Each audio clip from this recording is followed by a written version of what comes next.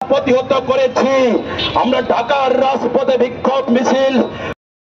গর্বিত সেনাবাহিনীকে নিয়ে আপনার ছিনিমিনি না খেলার জন্য মিথ্যা বানোয়াট। প্রিয় দেশবাসী, প্রিয় পার্বত্য চট্টগ্রামবাসী, মনে রাখতে হবে আমার দেশের 56,000 চট্টগ্রাম আজকে আমার দেশের গর্বিত সেনাবাহিনী যদি না থাকতো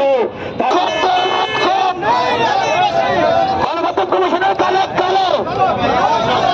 গণমাধ্যম কমিশনের দেশের শত্রু দ্বারা কেউ নেই